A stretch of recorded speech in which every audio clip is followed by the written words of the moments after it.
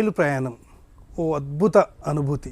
చిన్నపిల్లల దగ్గర నుంచి ముసలాల వరకు కూడా అదొక అద్భుత ప్రయాణం.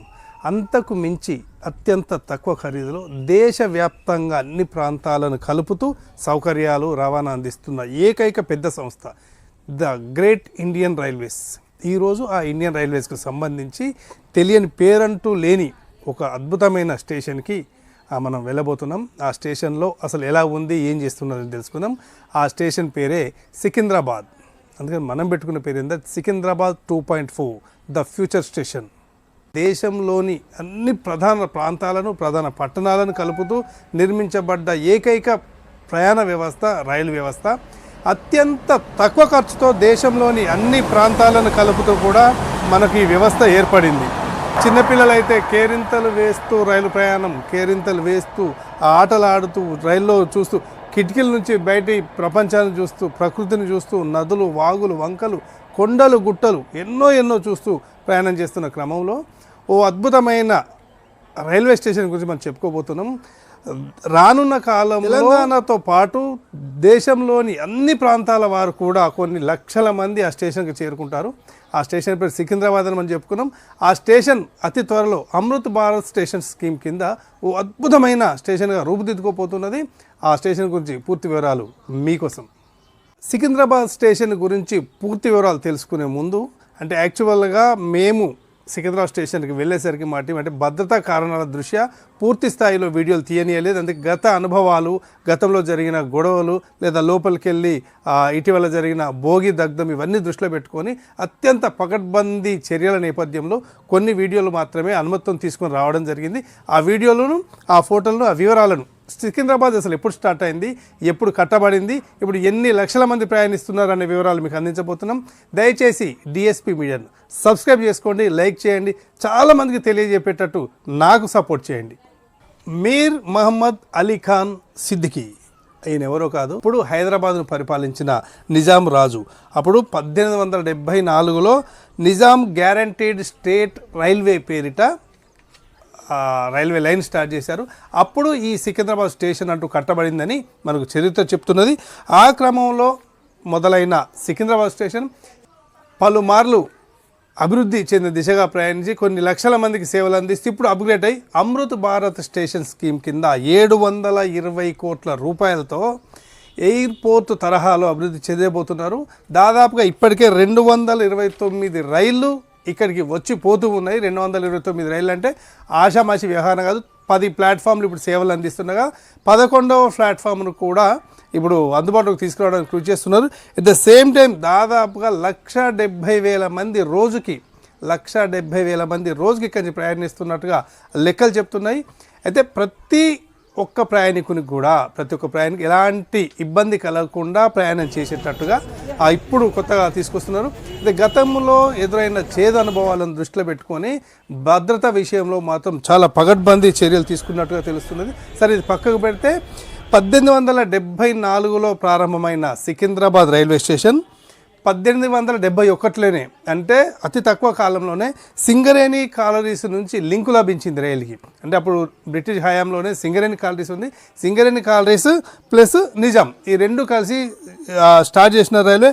అదే సమయంలో కాచిగూడ రైల్వే స్టేషన్ కూడా 1916లోనే స్టార్ట్ చేసినారు. అంటే దాదాపుగా 50 ఏళ్లలోనే కొన్ని స్టేషన్లు స్టార్ట్ చేసినారు. అదే క్రమంలో అంచెలంచెలుగా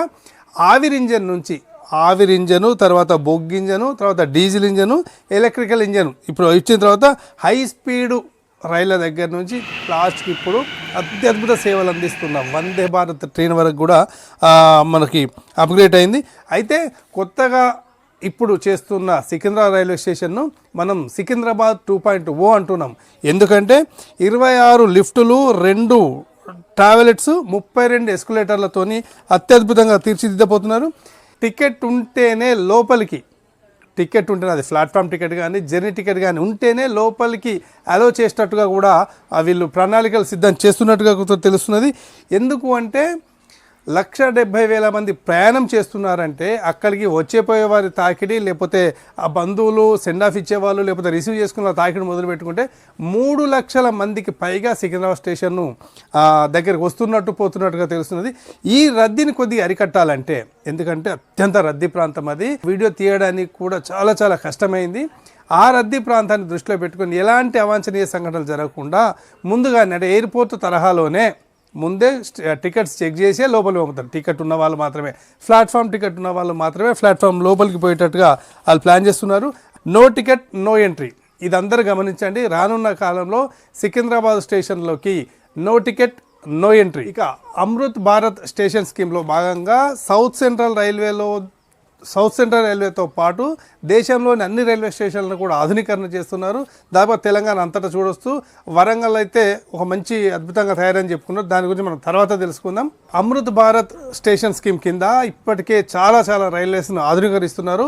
ఇక్కడ సౌత్ సెంట్రల్ రైల్వేలో సికింద్రాబాద్ మొదలుకొని ఇటు దాదాపుగా బల్లార్స సెక్షన్ వరకు కూడా అన్ని స్టేషన్లు ఆధునీకరిస్తున్నారు. అట్ ద సేమ్ టైం భారతదేశంలోని ఎన్నిక కాబడ్డ రైల్వే స్టేషన్లు అన్నింటినీ కూడా కొన్ని వేల కోట్ల రూపాయలతో అభివృద్ధి చేస్తున్న క్రమంలో ఇప్పటికే మీరు చూడొచ్చు, చెర్లపల్లి స్టేషన్ కొంతకాలం క్రితం వరకు చాలా చిన్న రైల్వే స్టేషన్, దాన్ని జంక్షన్ చేసి 9 ప్లాట్ఫామ్స్తోని ఒక అద్భుతంగా చేశారు. దాని వీడియోలు కూడా మీరు చూడొచ్చు.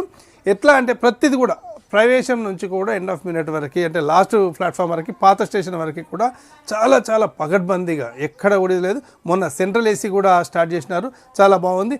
అయితే ఈ మధ్య కాలంలో ఏంటంటే అక్కడ కొంత ప్రయాణికులకు సంబంధించి, అంటే దిగిన తర్వాత వాళ్ళు హైదరాబాద్లో పలు ప్రాంతాలకు పోవడానికి అయితే ఇబ్బంది ఉందని చెప్తున్నారు. సరే, తర్వాత డెవలప్మెంట్ ఆస్పెక్ట్లో పోల్చుకుంటే మెల్లమెల్లగా అవుతూ ఉంటాయి. ప్రయాణికులు కూడా కొంత సమస్యలు ఎదుర్కొంటూ ఉండవచ్చు.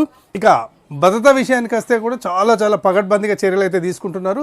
రైల్వే వాళ్ళు మనకి, అంటే వీడియోస్కి కూడా వాళ్ళు అసలు పర్మిషన్ ఇవ్వలేదు. ఎందుకంటే గతంలో జరిగిన వాటిని చూసుకొని లోపల జరిగే నిర్మాణాలకు సంబంధించి ఎవరు వీడియోలు తీయడానికి అనుమతి లేదంటూ అక్కడ వాళ్ళు స్పష్టంగా చెప్తున్న నేపథ్యంలో జస్ట్ స్టేషన్ గురించి మాత్రమే చెప్తున్నాం. 1874లో ప్రారంభమైన సికింద్రాబాద్ రైల్వే స్టేషన్ 1951లో జాతీయీకరణ చేయబడింది. అంటే జాతీయం చేశారు దాన్ని. ఇప్పుడు ప్రజలందరూ రాసి మనందరము రైల్వే స్టేషన్లను, రైళ్ళని జాతీయ సంపదగా భావించి మనందరం కాపాడుకోవాలి. అయితే రైల్వే వారికి కూడా, రైల్వే శాఖకు కూడా డిఎస్పీ మీడియా చేస్తున్న ఒక విజ్ఞప్తి ఏంటంటే, రిజర్వేషన్ రైళ్లలో కావచ్చు, ప్యాసింజర్ రైళ్లలో కావచ్చు, ఇంకా ప్రయాణికుల రద్దీని, అంటే ప్యాసింజర్స్ కోసం ఇంకొన్ని ట్రైన్స్ నడపాల్సిన అవసరం ఉంది. అట్ ద సేమ్ టైం ఎట్టి పరిస్థితుల్లో రైళ్లలో శుభ్రత అనేది కొరబడింది. అది ప్రయాణికులకు కూడా బాధ్యత ఉంది, రైల్వే శాఖకు కూడా బాధ్యత ఉంది. ఇలా చేస్తే పేదవాడి విమానంగా గుర్తింపు పొందిన, పేదవాడి ప్రయాణంగా గుర్తింపు పొందిన, ఒక 100 రూపాయలకి కొన్ని వందల కిలోమీటర్లు ప్రయాణం చేయగలిగే అవకాశం ఇస్తున్న రైల్వేస్కి ఇంకా మంచి పేరు వస్తుంది. ప్రయాణికులు కూడా ఇంకా రైల్వేని మన ఇల్లుగా శుభ్రంగా ఉంచుకోవాలని డిఎస్పీ మీడియా కోరుతున్నది.